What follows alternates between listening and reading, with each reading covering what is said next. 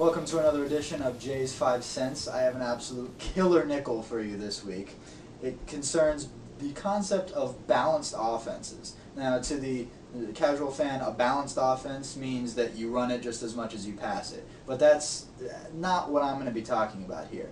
This idea of the balanced offense involves that you want to be proficient per run and per pass, and you have to do enough of one to get the defense shifted that way so that you can then gain more yards doing the other. A few examples from last week, 5 to be exact. The Eagles, in their loss to the Bills, they ran the ball 19 times and passed it 40 times. They averaged 9 yards a run and only 8 yards a pass. You want to average about 8 yards a pass and 5 yards a run. So to bring that running average down, they needed to run the ball more. As if you watch the game, Vic and McCoy were just slashing and gashing the Bills' D, but they went away from it because they thought the game was out of hand. So much for play calling. And so this is going to be a theme. Teams think they're out of it too early and stop running the ball and start passing it where they get less yards per pass where they should be running it to conduct their offenses. And the Colts, however, they passed it just as much as they ran it, 27 times each, but averaged 10 yards a throw and only 3 yards a run. So they should have actually passed it more, bring that passing average down to 8, get the defense geared towards the pass, and then hit them with the run. That's why they lost.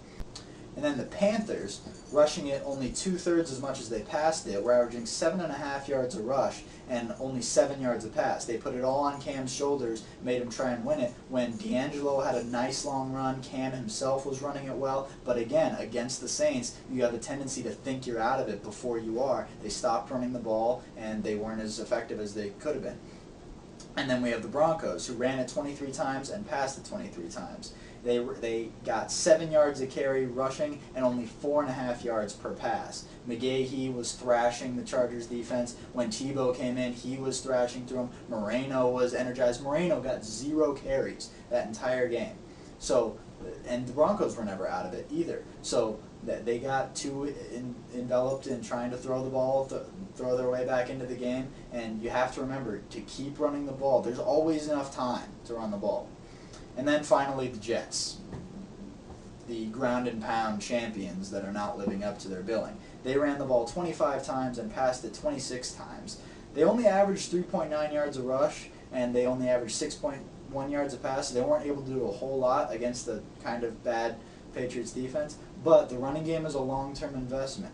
It's like committing to a beautiful woman. It's something you have to do for a while, and eventually you get results.